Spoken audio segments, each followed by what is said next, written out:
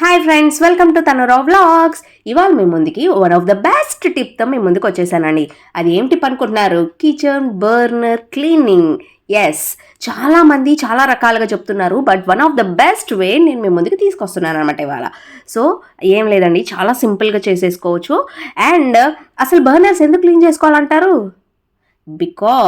ఎందుకంటే ఆ హోల్స్ అనేవి చక్కగా క్లీన్ చేసుకుంటే మనకి ఫైర్ బాగా వస్తుంది కాబట్టి. సింపుల్ కదా, బాగా చెప్పాను కదా. సో ఇప్పుడు బర్నర్ ఎలా క్లీన్ చేసుకోవాలో చెప్పేద్దాం. సో ఫస్ట్ చక్కగా ఒక బౌల్ తీసేసుకున్నానండి. బౌల్ తీసుకొని బర్నర్ చక్కగా దాని లోపల పెట్టేసిన తర్వాత నేను దాని నిండా వాటర్ పోసాను. వాటర్ ఫిల్ చేసుకున్న తర్వాత ఒక నిమ్మకాయ తీసుకొని హాఫ్గా కట్ చేసుకొని ఒక హాఫ్ నిమ్మకాయ బద్ద పిండుకోవాలండి. నేనైతే నిమ్మకాయ జ్యూస్ వచ్చి నేను గ్లాస్ బాటిల్లో స్టోర్ చేసుకుంటాను.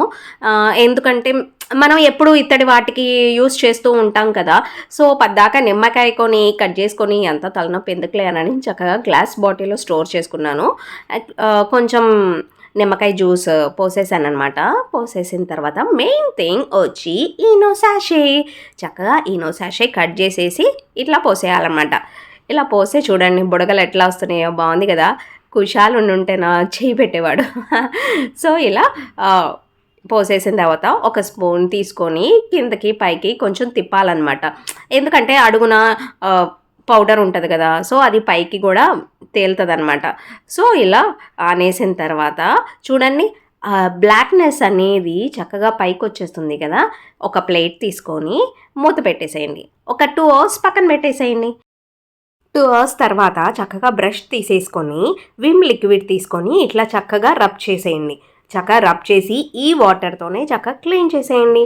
చూసారా పాతదానికి కొత్తదానికి తేడా ఎంత చక్కగా డస్ట్ అనేది పోయిందో. అండ్ ఈవెన్ ఇలా చక్కగా మిలమిల్లాడుతూ ఉంటే ఎంత బాగుంటుందో కదా.